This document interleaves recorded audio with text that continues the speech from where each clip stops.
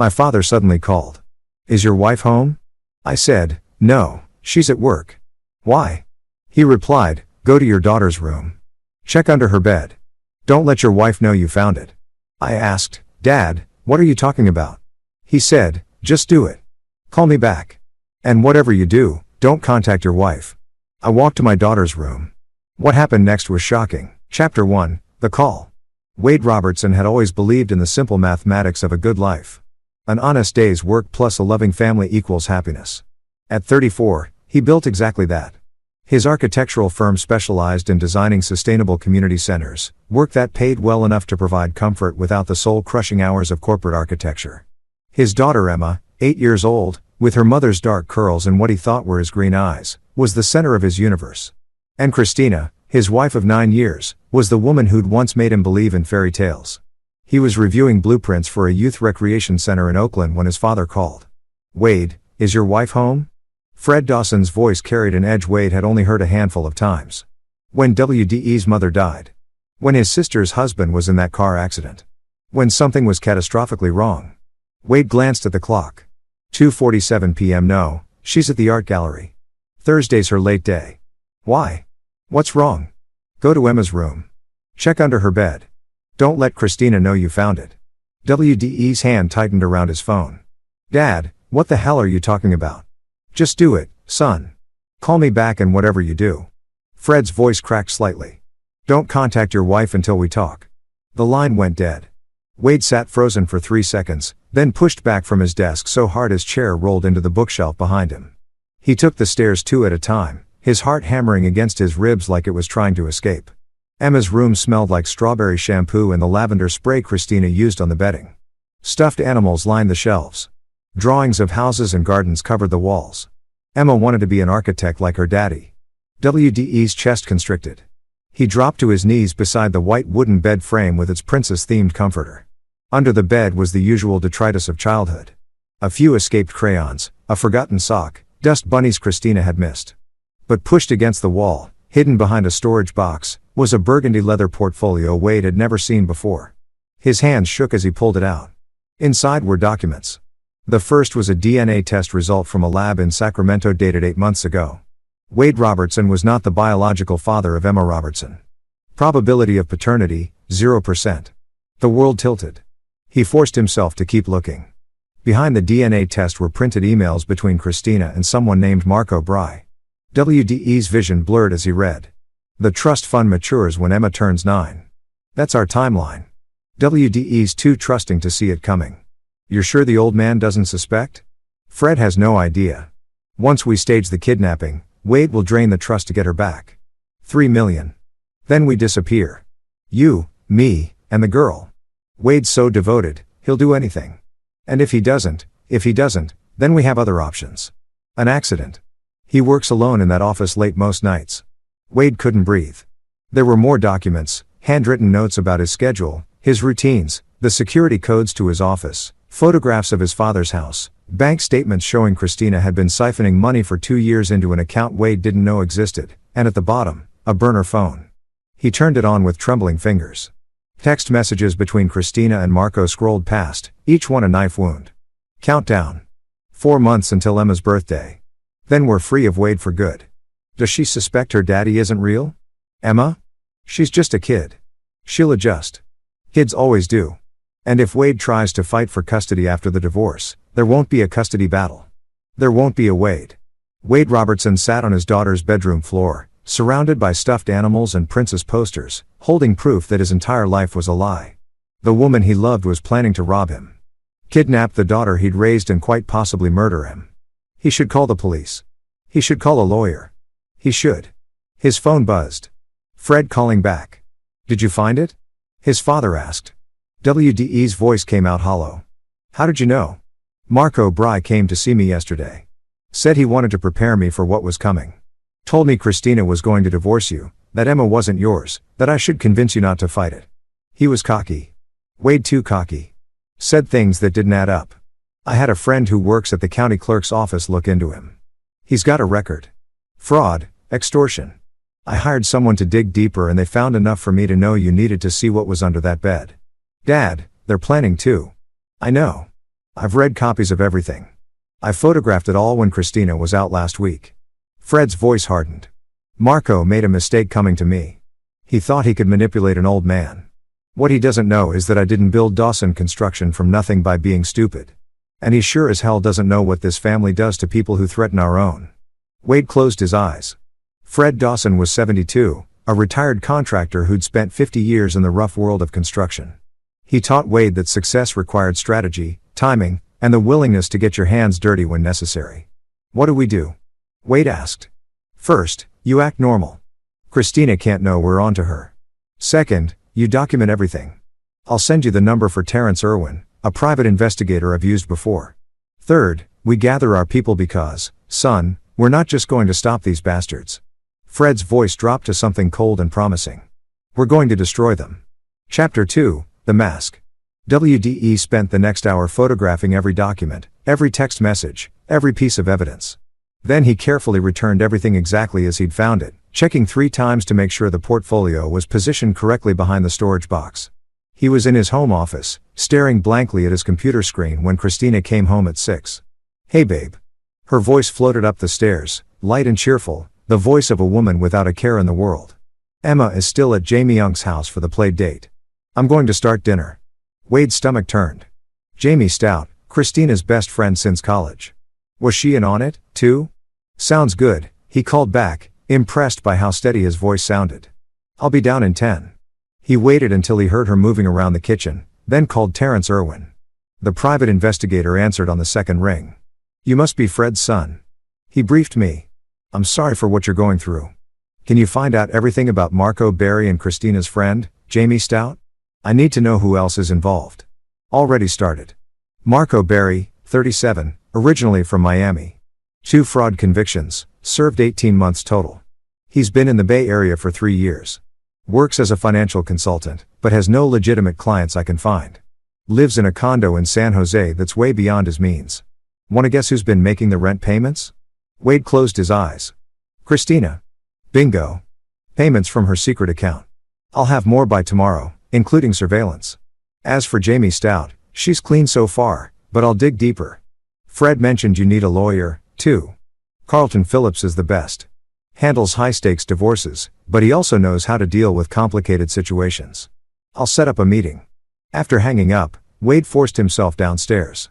Christina was making pasta, humming along to music from her phone. She wore the blue sundress he'd bought her for their anniversary. Her dark hair was pulled into a loose bun, a few curls escaping to frame her face. She looked exactly like the woman he'd fallen in love with 10 years ago at a gallery opening in Sacramento. How had he never seen it? The lies, the betrayal. Had there ever been any truth between them? You look stressed, Christina said, glancing over her shoulder with a concerned smile. Tough day.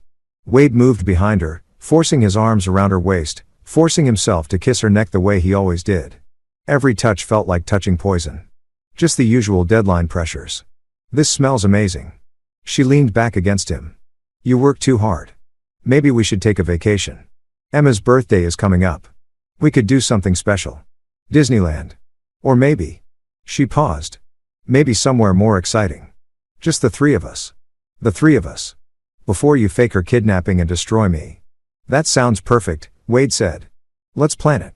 That night, after Emma came home full of stories about her play date, after dinner and bath time and reading 3 chapters of Charlotte's Web, after Christina kissed him good night and rolled over to sleep, Wade lay in the darkness and planned. He couldn't just go to the police. Christina and Marco had been careful. The emails mentioned plans, but not explicit details. A good lawyer could argue it was just talk and a fair fantasy that went nowhere. And what about Emma, the girl he'd raised, who called him daddy, who drew pictures of the buildings they designed together someday? In the eyes of the law, if he wasn't her biological father and couldn't prove Christina was an unfit mother, he might lose her entirely. No, this required something more. His phone buzzed with a text from Fred. Meeting tomorrow, 10 a.m. my house. Terrence and Carlton will be there. Bring everything. Then another text. Son, I know what you're feeling. But we do this smart. We make sure they can't hurt anyone ever again. Trust me. Wade texted back. I trust you, Dad. The next morning, Wade told Christina he had a client meeting across town. Her kiss goodbye felt like betrayal made flesh. At Fred's house, Wade found his father in the study with 2 other men. Terrence Irwin was 50-some, lean and weathered with the alert eyes of someone who'd seen every kind of human ugliness. Carlton Phillips was younger, 40 at most, dressed in an expensive suit that somehow made him look more dangerous rather than professional. "Gentlemen," Fred said, "let's get to work." Terrence spread photographs across the desk. Marco Berry in the last 48 hours. Here he is meeting with Christina at a coffee shop in Mountain View. Note the burner phones. Here they are at a motel in Sunnyvale. Here's Marco meeting with someone interesting. He tapped one photo. A thin man with nervous eyes and a neck tattoo. Enoch Vasquez, drug dealer, but he's branched out. For the right price, he provides fake IDs, documents for smuggling people across borders, and according to my sources, he's been involved in staged kidnappings before. All fake. All for insurance fraud or ransom schemes. Marco paid him $15,000 last week. WDE's blood went cold. They're really going to do it. Carlton Phillips leaned forward. Here's what we know legally. You're Emma's presumptive father. You're on the birth certificate. You've raised her since birth. That gives you parental rights regardless of biology. However, Christina could challenge that. The evidence of her plan is good, but circumstantial. What we need is for them to actually commit a crime we can prove, but one that doesn't put Emma in real danger. You want them to think they're succeeding, Wade said slowly, so we can catch them in the act. Exactly. But more than that, Carlton's smile was sharp. We need to make sure that when this is over, they're not just arrested, they're ruined financially, socially, legally. No possibility of parole, no sympathy, no second chances. Fred stood and walked to the window. Wade, your mother and I took 8 years to have a baby. 8 years of trying, of hoping. When you finally came, you were everything. I would have burned down the world for you. The same way you'd burn it down for Emma. He turned and Wade saw something fierce and unforgiving in his father's eyes. These people made a mistake. They threatened my granddaughter. They planned to destroy my son. Now we show them what happens when you come after a Dawson. Terrence pulled out another folder. I've got more. Marco's been in contact with someone else. Jamie Stout's ex-boyfriend, Antoine Strickland. He works as a nurse at County General. My guess, they need him for something medical. Sedatives, maybe. Something to make sure Emma stays quiet during the fake kidnapping. WDE's hands curled into fists. How do we stop them? We don't stop them, Carlton said. We let them think they're winning. We document everything. And when they make their move, we spring the trap. But wait, you have to play this perfectly. One slip, one moment where Christina's suspects, and they'll either disappear or accelerate their timeline. I can do it, Wade said. His voice was steel. What's the plan? Fred smiled. First, we find their weakness. Everyone has one. Then we exploit it. I already found it, Terrence said. Marco Berry has a gambling problem. He owes money to some very unpleasant people in Las Vegas. $200,000. That's why he needs this score so badly. And Christina. She's been telling Marco she loves him, but her secret account has multiple transactions to a private investigator in Los Angeles. She's been having him followed for months. She doesn't trust him. There's no honor among thieves, Carlton murmured. Wade felt the pieces clicking together. We turned them against each other. Now you're thinking, Fred said, but first, you need to understand something, son. What we're about to do, it's going to require you to be someone you've never been before. Cold, calculating. Can you do that? WDE thought about Emma's laugh, about the way she climbed into his lap with her books, about the bedroom he'd painted pink and filled with dreams. He thought about Christina's lies, about Marco's threats, about the casual cruelty of planning to murder a man for money. Yes, he said, I can. Chapter 3, The Truth Unveiled. Over the next 2 weeks, Wade Robertson became two people. During the day, he was the loving husband and father, the successful architect, the man who trusted his wife. At night, he became someone else, someone who studied his enemies, who learned their patterns, who built a trap as carefully as he designed buildings. Terran's surveillance revealed the full scope of the conspiracy. Marco and Christina met 3 times a week, always at different locations, always careful. They'd been planning this for over a year, since shortly after Christina had discovered Emma's true paternity through a heritage DNA test she'd done secretly. The biological father was a one-night stand from a conference in Chicago, a man who'd never known about Emma and whom Christina had no intention of ever contacting. But the revelation had changed something in her. She'd confessed the affair to Marco, whom she'd been seeing on and off for 5 years, and together they'd hatched their plan. WDE's family money, the trust fund his grandmother had established, Emma's upcoming 9th birthday when the funds matured. It was all just opportunity to them. Jamie Stout was indeed involved, though peripherally. She knew about the affair, but believed Christina was planning a simple divorce.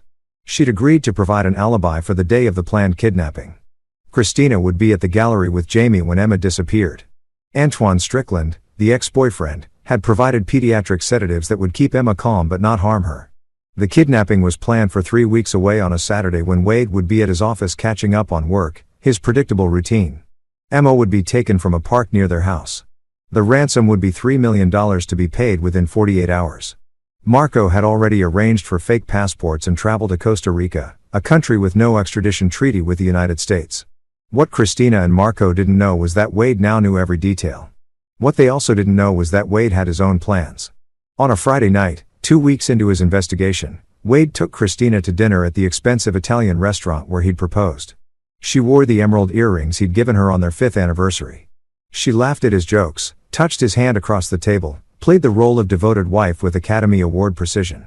"I've been thinking," Wade said carefully, "about what you said about a vacation. What if we made it really special? Took a few months even. I could step back from the firm. You could take a sabbatical from the gallery. We could travel with Emma, show her the world." Christina's eyes lit up. But Wade saw something else beneath the excitement. Calculation. "That sounds amazing. But could you really take that much time off? And the money?" "I've been thinking about that, too." Wade lowered his voice. "My grandmother's trust. It matures when Emma turns 9. $3 million. What if we didn't wait? What if I talked to the trustees about early access? We could do everything we've ever dreamed of." He watched her face carefully. Greed, surprise, suspicion, all flickering across her features before she settled on pleased astonishment. "Wade, are you sure that money is for Emma's future?" "We're her future," Wade said, hating every word. Hating how easily the lies came now. "And I want to make memories with my girls while we can. Life's too short, you know." That night, Christina's texts to Marco were frantic. Terrence had cloned her burner phone. Every message appeared in real time on WDE's laptop. "He's talking about accessing the trust early. This could change everything." "How early?" "He's meeting with the trustees next week. If he gets the money before Emma's birthday, we don't need the kidnapping. We could just divorce him and take half in the settlement." "Don't be stupid. Half isn't enough. We stick to the plan." "But Marco, if he has the money liquid, we could what?" "Ask nicely, Christina. I owe people in Vegas who don't take IUs. We need all of it, and we need Wade out of the picture. His death has to look natural or the money goes to Fred and we get nothing. The kidnapping gives us control. We stick to the plan. I'm just saying maybe there's another way." "There's no other way. Stop thinking. You're not good at it." Wade screenshot the messages and sent them to Carlton. 20 minutes later, his lawyer called. "Perfect. Carlton said he's showing his hand. He doesn't respect her and she's starting to doubt him. We can work with this. Tomorrow, you need to do something for me. Something that's going to be hard." "What?" "You need to tell Emma the truth. Not all of it, but enough. She needs to know that something bad might happen, and she needs to know what to do." WDE's heart clenched. She's 8 years old, and they're planning to drug her and use her as bait. "Wait, Aid, I know this is horrible, but if we're going to protect her, she needs to be prepared. Child psychologists say kids are resilient when they understand what's happening. It's the uncertainty and helplessness that traumatizes them." That night, after Christina had gone to bed, Wade sat with Emma in her room. She was in her princess pajamas clutching her favorite stuffed rabbit. "Daddy, you look sad." Wade pulled her into his lap. "Emmy, I need to talk to you about something important. Can you be a big girl? And listen carefully." She nodded, her green eyes so like his own. Even if they weren't connected by blood, wide and trusting. "Sometimes," Wade said slowly, "people aren't who we think they are. Sometimes people we love make bad choices. Do you understand? Like when Susie at school stole from the book fair. Kind of like that but bigger. Emmy, there might be some people who try to take you away from me. They might say it's a game or an adventure, but it's not. If anyone, and I mean anyone, even someone you know, tries to take you somewhere without me or Grandpa Fred, I need you to scream as loud as you can and run away. Can you do that?" Emma's lip trembled. "Is Mommy one of the bad people?" WDE's breath caught. Kids knew. They always knew on some level. "I don't know yet, sweetheart. But I'm going to keep you safe no matter what. I promise you. Do you trust Daddy?" "Yes." "Then I need you to be brave. And I need you to know something else." Wade cupped her face in his hands. No matter what anyone says, no matter what happens, you are my daughter. You will always be my daughter. Not because of blood or biology, but because I choose you. Every single day, I choose you. Do you understand? Tears rolled down Emma's cheeks. Are you going to go away? Never, Wade said fiercely. I'm never leaving you, but some people might try to make it happen, so we have to be smart. You, me, and Grandpa Fred. We're going to beat the bad people. But I need you to trust me and do exactly what I say when the time comes. Okay. Okay, Daddy. Wade held his daughter and made a silent vow. Whatever it took, whatever lines he had to cross, whatever laws he had to break, Christina and Marco would pay for every lie, every betrayal, every moment of fear they'd caused. The game was on, and Wade Robertson played to win. Chapter 4, Gathering Allies. The next morning, Wade stood in his father's study with a war council. Fred had invited not just Terrence and Carlton, but 2 more people. The first was Jed Hutchinson, WDE's best friend since college. Jed ran a successful tech startup and had the kind of creative, devious mind that made him dangerous in business. He was also fiercely loyal when Wade had called him at midnight and said, "I need you." No questions asked. Jed had been on Fred's doorstep by 8 a.m. The second was Harvey Frell, a retired FBI agent Fred had known for decades. Harvey was 70 with silver hair and the calm demeanor of someone who'd seen everything. He'd specialized in white-collar crime and kidnapping cases before retiring. "Gentlemen," Fred said, "thank you for coming. Wade, tell them everything." Wade laid it out. The DNA test, the emails, the conspiracy, Marco's debts, Christina's betrayal, the plan to kidnap Emma and possibly kill him. He showed them the evidence, the surveillance photos, the text messages. When he finished, Jed was pacing like a caged tiger. "I want to kill them. Tell me I get to hurt them, Jed." Harvey said mildly. "Let's save the creative violence for Plan B, though I appreciate the enthusiasm." Carlton spread a timeline on the table. "The kidnapping is scheduled for 3 weeks from tomorrow. Here's what we know. Marco will take Emma from Maplewood Park at 2 p.m. He'll use chloroform initially, then the sedatives. He's rented a storage unit in Fremont where he'll keep her for the 48 hours. Christina will be at the gallery with Jamie, establishing her alibi. The ransom call will come from an untraceable phone. They expect Wade to pay within 2 days.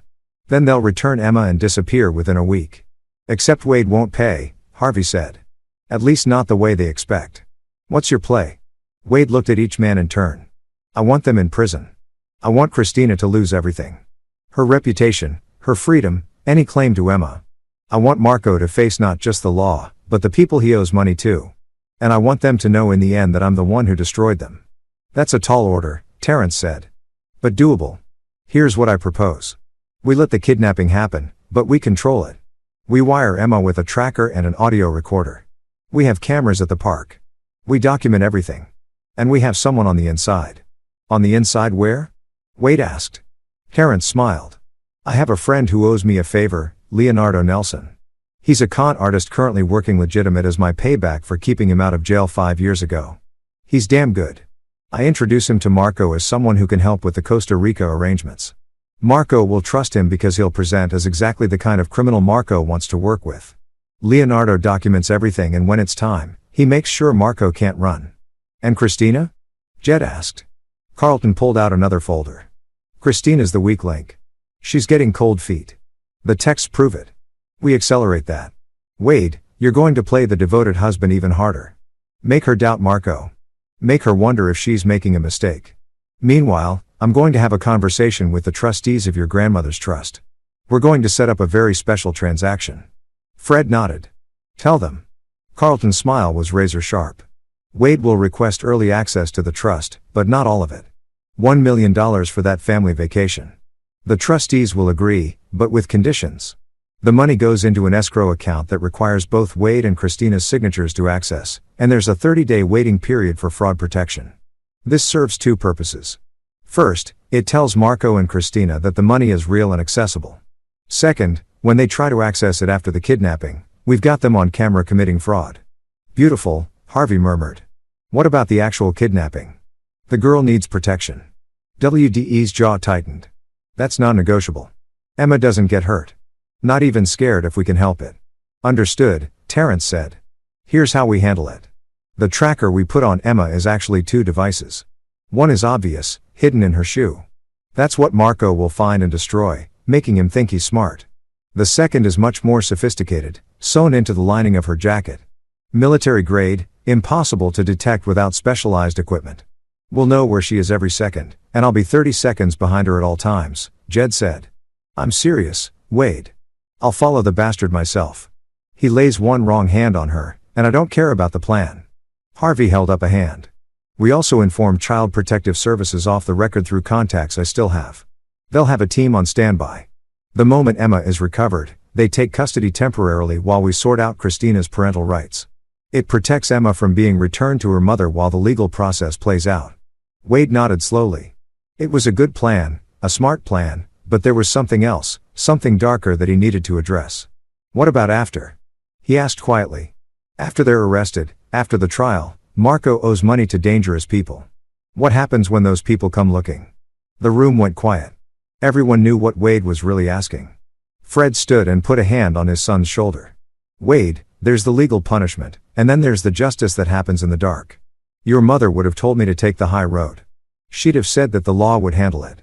That revenge makes us no better than them. But Wade prompted, but your mother isn't here. And these people threaten my granddaughter. Fred's voice went cold.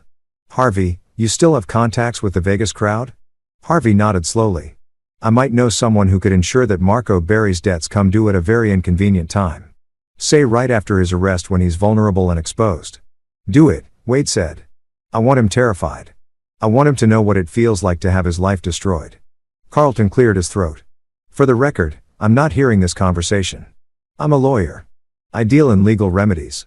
What happens outside my purview is none of my concern. Noted. Fred said, anything else? Jed raised his hand like they were in school. I have a thought about Christina. She's been working at the Harrington Gallery for 5 years, right?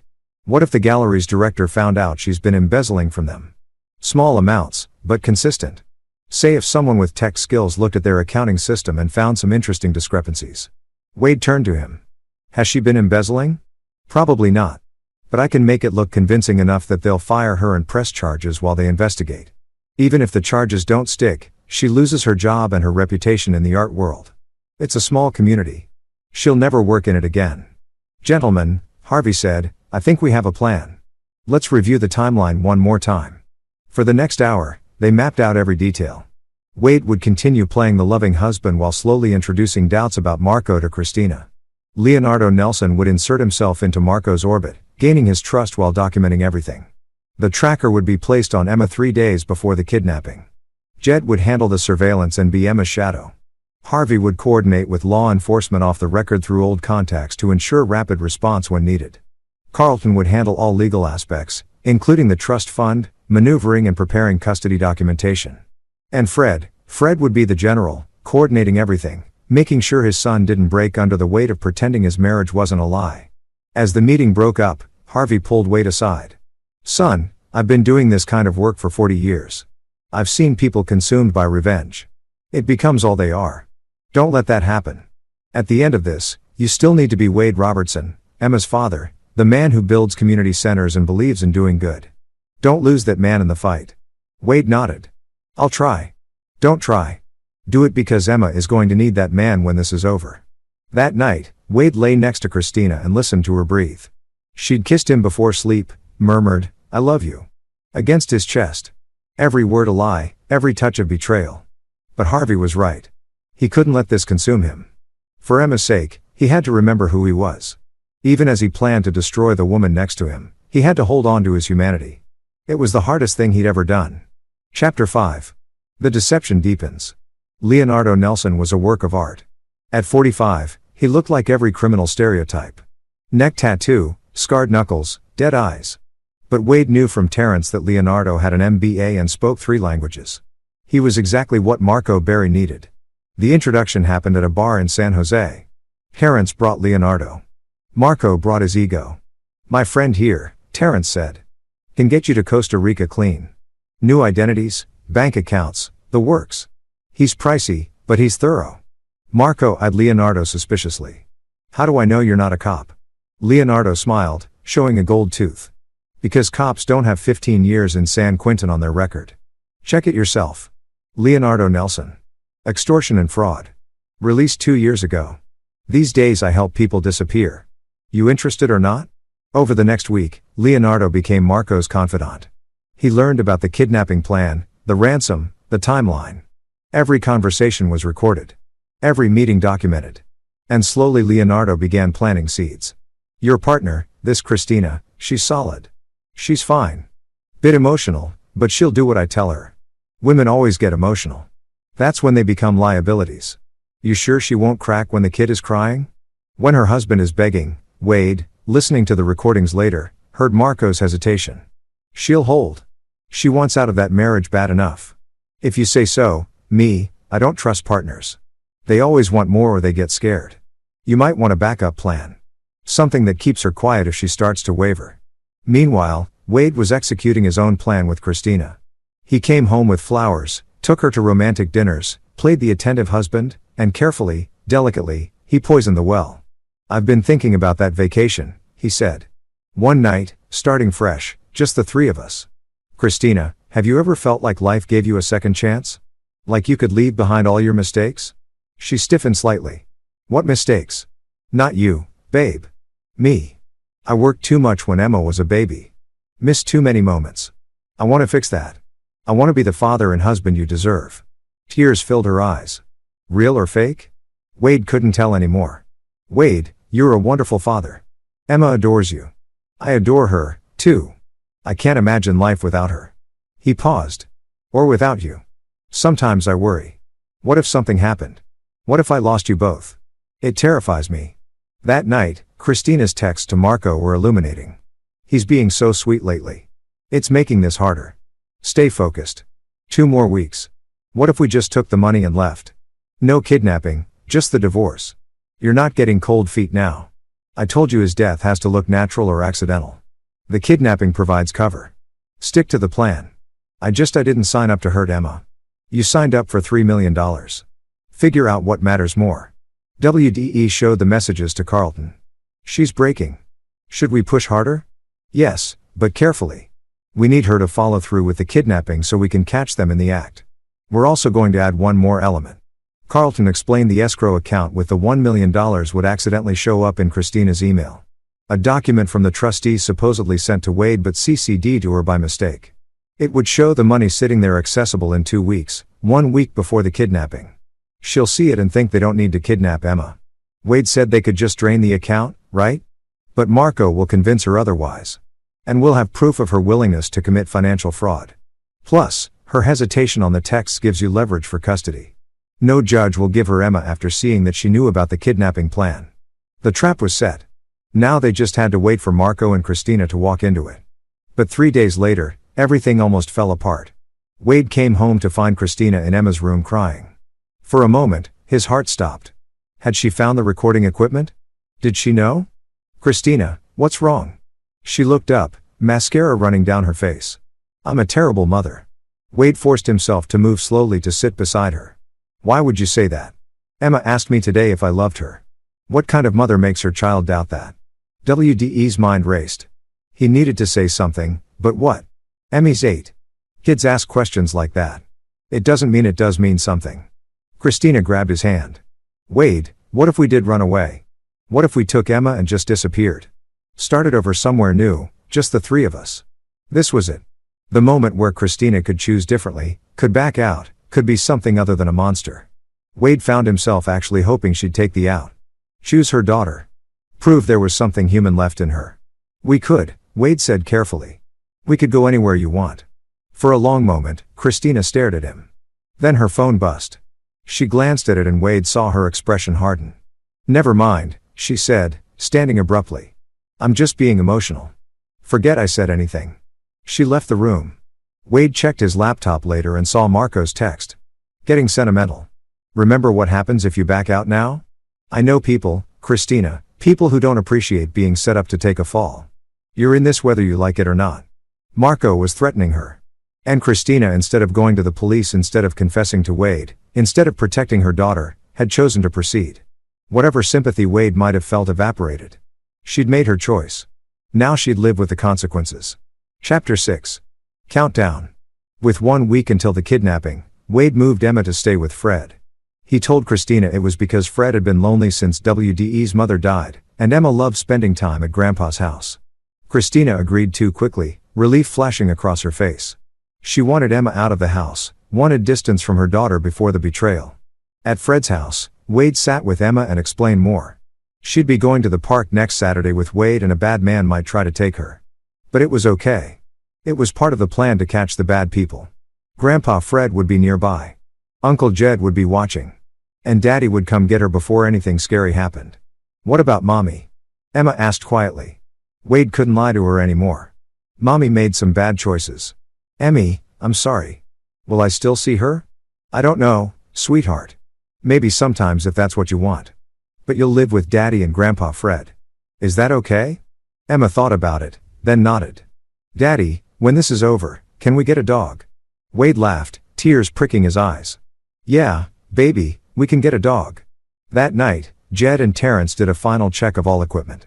2 tracking devices in Emma's jacket, impossibly small, an audio recorder disguised as a button, cameras positioned throughout Maplewood Park.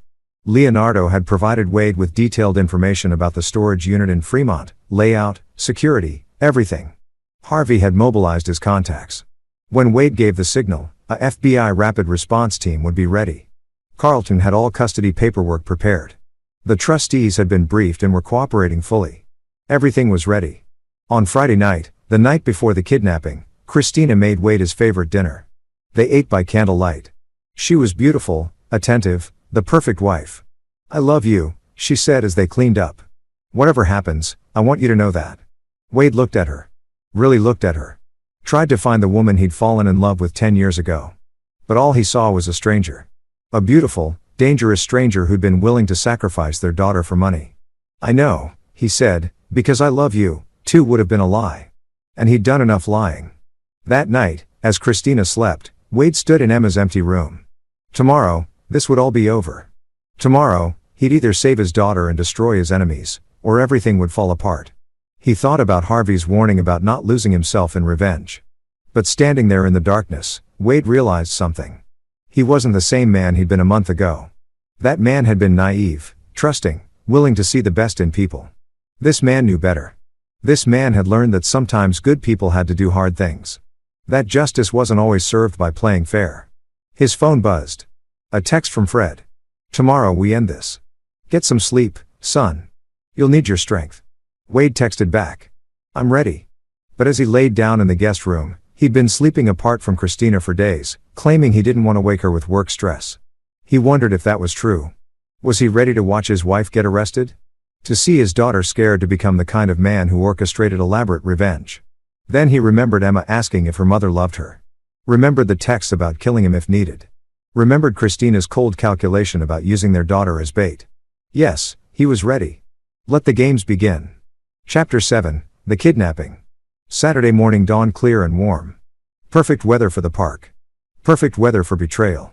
Wade picked up Emma from Fred's house at noon. She wore the jacket with the tracking devices, the button recorder, and sneakers with the decoy tracker in the sole. She looked small and scared but brave. Remember the plan, Emmy? I scream and run if I can. If I can't, I stay calm and wait for you. That's my girl. Wade hugged her tight. I love you so much. I love you, too, Daddy. At the park, everything looked normal. Children on swings, parents watching from benches, joggers on the path. But Wade knew better. Jed was the jogger in the blue shirt.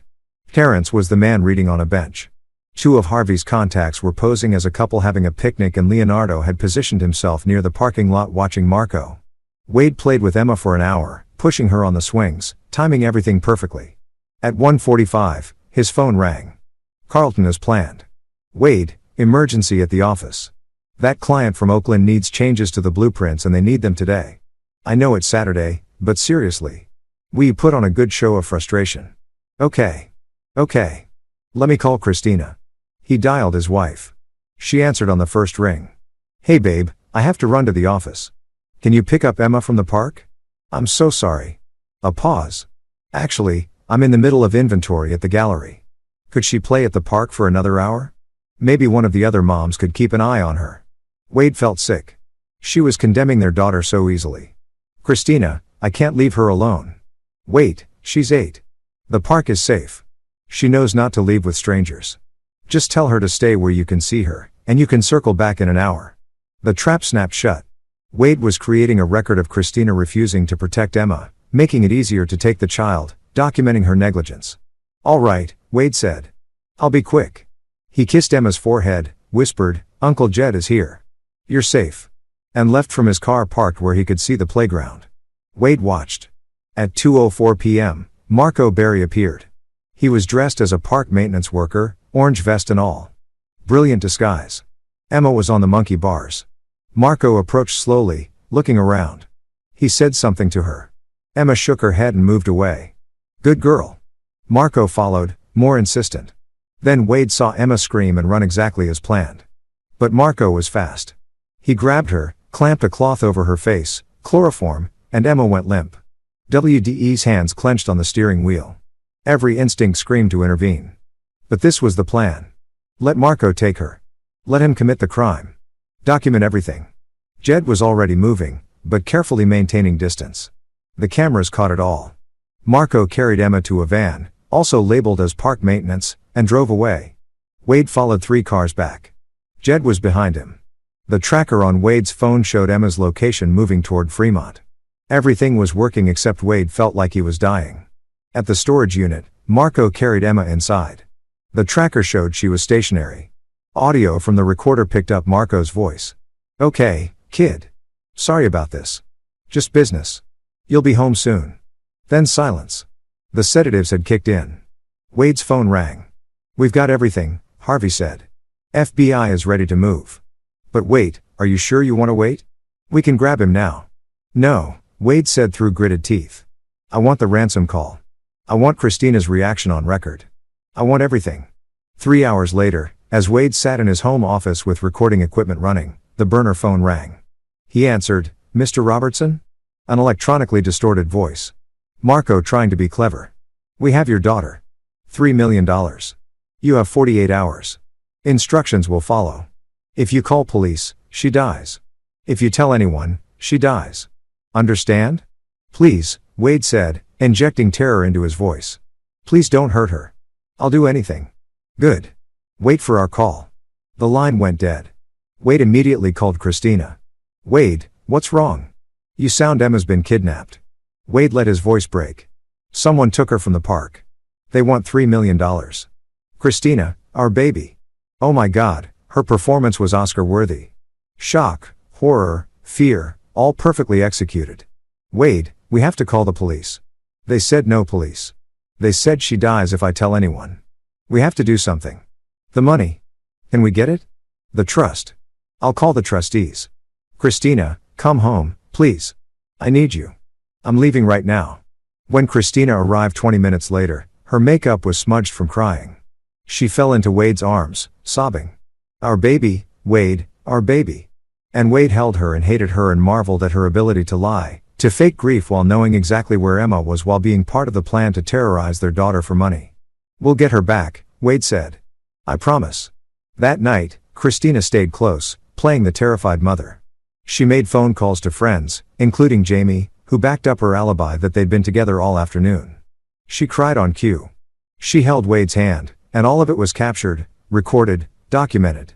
At midnight, WDE's phone buzzed with a text from Jed. Emma's vitals are good. She's sleeping naturally now, not from the drugs. I'm in the unit next door. She's safe. Wade closed his eyes in relief. Tomorrow, the trap would close. Tomorrow, Christina and Marco would face justice. But tonight, Wade sat next to his wife and planned her destruction. Chapter 8, The Reckoning. Sunday morning, Marco called with wire transfer instructions. $3 million to an offshore account, untraceable and immediate. We played his part perfectly. I've contacted the trustees. They'll release the funds, but it takes 24 hours to transfer that amount. Please, I'm doing everything you asked. Just don't hurt my daughter. You have until tomorrow noon, Marco said. Not a minute later. What Marco didn't know was that the wire transfer was flagged. The moment he tried to access the money, federal agents would pinpoint his location. Carlton had worked magic with the bank, setting up the perfect trap. At 3:00 p.m., Wade received a call from Christina's phone, but it wasn't her voice. Mr. Robertson, this is Jamie Stout. I need to tell you something about Christina. WDE's pulse jumped. Jamie, what? She's been lying to you about yesterday about everything. We weren't together at the gallery. I don't know where she was, but she asked me to lie for her, and I did, but I can't anymore. Not with Emma missing. Mr. Robertson, I think Christina knows something about the kidnapping. Wade blinked. This wasn't part of the plan. Jamie, where is Christina now? She just left my house. She was frantic, talking about needing to fix something. She mentioned a storage unit in Fremont. I'm scared. I think she's involved in something terrible. Wade made a split-second decision. Jamie, call this number. He gave her Harvey's contact. Tell him everything you just told me. Then stay where you are and don't talk to Christina. He hung up and immediately called Terrence. Jamie Stout just flipped. She's talking. Where's Christina? On the move. Heading toward Fremont. Toward the storage unit. Wade's blood ran cold. She's going to Marco. Something's wrong. Move in now. FBI is rolling. Wade, stay where you are. That's my daughter. Wade was already grabbing his keys. I'm not waiting. He drove like a demon, calling Fred. It's happening now. Get to Fremont. Bring Jed. At the storage facility. Chaos had erupted. Christina's car was parked haphazardly near Unit 247. Wade could hear shouting. He ran toward the sound and found a scene from a nightmare. Christina was in the storage unit with Marco and Emma was awake crying. Marco had a gun. Where the hell had he gotten a gun and was yelling at Christina, "You stupid, you led them here. The money's flagged. The whole thing is blown. Marco, just let her go. We can run. We can. There is no we. You're a liability." Marco pointed the gun at Christina. That's when Wade stepped into the unit. Put the gun down, Marco. Marco spun. Gun now aimed at Wade. Emma screamed. Daddy. Wade Robertson. The fool. Did you really think you'd win? I already have. Wade said calmly. Behind Marco. He could see Jed creeping closer. FBI is outside. You're surrounded. It's over. Then I've got nothing to lose. Marco's finger tightened on the trigger. Everything happened at once. Jed tackled Marco from behind. The gun went off. Bullet hitting the ceiling. Wade lunged for Emma, pulling her into his arms. Christina screamed and suddenly the unit was full of FBI agents, weapons drawn, shouting commands. Marco fought like a wild animal, but Jed and two agents subdued him. Handcuffs snapped on, rights were read, and Christina just stood there frozen as an agent approached her. Christina Robertson, you're under arrest for conspiracy to commit kidnapping, extortion, and fraud. She looked at Wade and for the first time he saw real fear in her eyes. Wade, please. I'm sorry. I never meant. You meant all of it, Wade said coldly, holding Emma tight. You chose this. You chose him over our daughter. Over everything. She's my daughter, too. No, Wade said, she's not. She's mine, and you're never touching her again. As the agents led Christina away, she was crying. But Wade felt nothing. No satisfaction, no guilt, no vindication, just emptiness where his love had been. Harvey appeared, putting a hand on Wade's shoulder. Ambulance is here for Emma. She needs to be checked out. Emma clung to Wade's neck. Daddy, don't leave me. Never. Baby, I'm right here. At the hospital, Emma was examined and cleared. Physically fine, though she'd need therapy for the trauma. Child Protective Services interviewed Wade, examined the evidence, and made their recommendation. Emma would stay with Wade and Fred. Christina's parental rights would be suspended pending trial. Late that night, Fred drove them home. Emma fell asleep in the back seat. Fred glanced at Wade. You did it, son. It doesn't feel like victory. Wade admitted. It never does. But you saved your daughter. That's what matters. What happens now? Fred smiled grimly. Now, Marco Berry discovers that his arrest made the news, and certain people in Las Vegas are very interested in his location. His time in prison is going to be difficult. And Christina Carlton's already talked to the DA. With the evidence we have, the recordings, the texts, Jamie's testimony, they're looking at 15 to 20 years minimum. The embezzlement charges Jed manufactured are also going forward. Even if she beats some of the charges, she'll never walk free. Wade nodded. It was enough. It had to be enough. Chapter 9. New beginning. 3 months later, Wade stood in Emma's new bedroom at Fred's house, which was now their house. They'd sold the old house. Too many memories. This room was yellow and bright with drawings of buildings covering the walls and a golden retriever puppy named Justice sleeping in the corner. Emma had adjusted better than Wade had dared hope. Therapy helped. So did the stability of knowing her father and grandfather loved her unconditionally. She still had nightmares sometimes, but they were getting less frequent. Christina had pleaded guilty to conspiracy charges in exchange for a reduced sentence. 15 years with possibility of parole in 10. She'd written letters to Emma that Wade kept in a safe. When Emma was older, if she wanted to read them, that would be her choice. Marco Berry had lasted 3 weeks in county jail before someone connected to the Vegas gambling syndicate found him. He'd been beaten badly enough to require hospitalization. When he recovered, he'd been transferred to federal prison to await trial. Harvey's contacts suggested Marco's life expectancy was measured in months, not years. Wade tried to feel something about that and couldn't. Jamie Stout had testified against Christina in exchange for immunity. She'd claimed she didn't know the full scope of the plan and the DA believed her. She'd moved out of state shortly after. The art gallery had pressed embezzlement charges against Christina. Even though Jed had fabricated the evidence, their investigation uncovered real financial irregularities.